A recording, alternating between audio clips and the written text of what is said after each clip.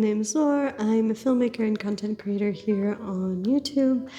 And I just wanted to make this video because this past week I have had some difficulty trusting in my creative abilities for a lot of different reasons. And this time I just wanted to actually finish the Artist Way and do the 12-week program, because it's all about creative recovery, which feels like something I desperately need right now. So let's see. The theme for the first week is recovering a sense of safety, which sounds perfect to me.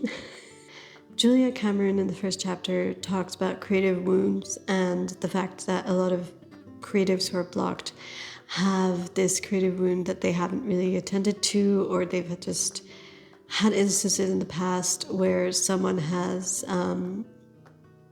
had a negative impact on their creative self-belief, for example. The two important tools of the Artist Way are artist dates and morning pages. Morning pages are essentially 3 longhand stream of consciousness pages that you write in your notebook about anything. It's literally just to get you writing and to just get past your blocks. I've been doing morning pages now for a while.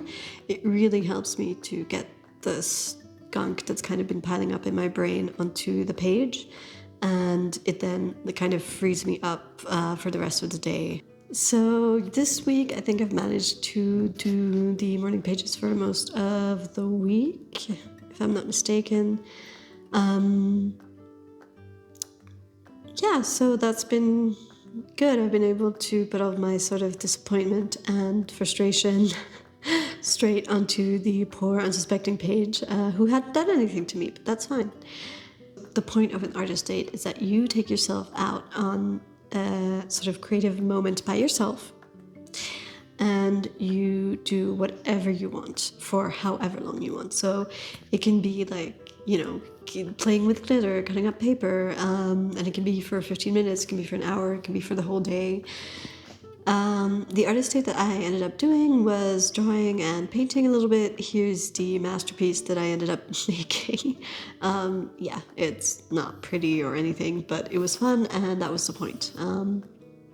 Anyway, there are tasks that Julia Cameron assigns to the people doing the Artist Way at the end of each chapter. She says to not do all of the tasks, but to choose the tasks that you're attracted to and the tasks that you kind of want to avoid. The first task that I ended up doing was sort of like a time machine task, where you go back into your past and you look at creative monsters, so people who have had a negative impact on your creativity for whatever reason. And the 2 main monsters that came up were, first of all, school. Not even individuals, but like the school rules. I did an IB diploma, so an international baccalaureate, and in Switzerland you had to get a certain amount of points in your IB to then go to university. But unfortunately, if you took art as a subject, the points that you got in art didn't count. So I ended up not taking art. The other thing that also really, I think, blocked me a little bit was that it was kind of taken for granted by my family that I would just go to university and do art on the side. That was kind of the thing. It's like, oh, whatever, like, don't worry about not going to art school. You can always do art on the side. And this was quite frustrating, because I remember wanting to at least try out art school way back when I was 18 years old. Anyway, I ended up going to university, and yeah. Okay, yeah. My parents are more supportive now, but I would say that it definitely had an impact on my creative journey when I was younger.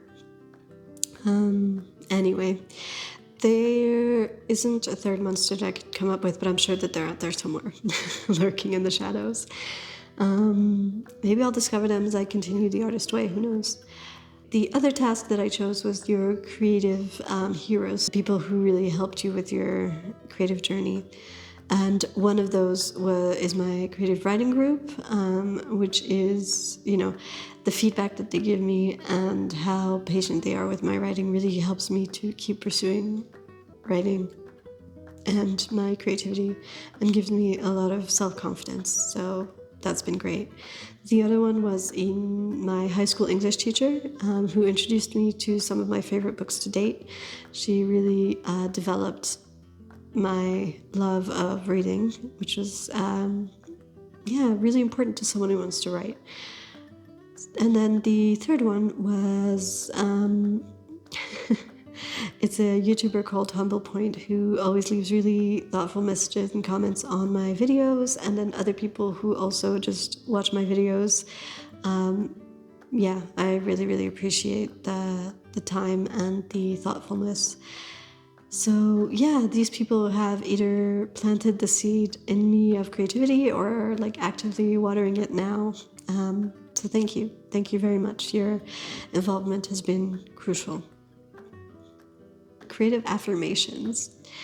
The one for this week is I believe in my creativity and its ability to bring positive things into my life. I trust my creativity and its ability to bring positive things into my life. That's my affirmation for this week.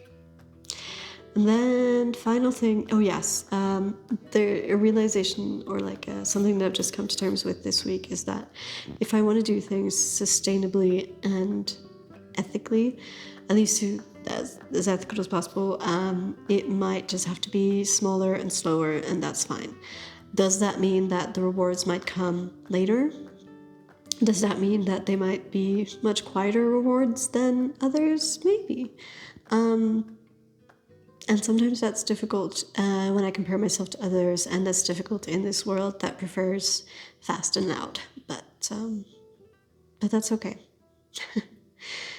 Yeah, that's okay. Anyway, thank you for watching, and see you next week for week 2 of The Artist Way. Bye-bye.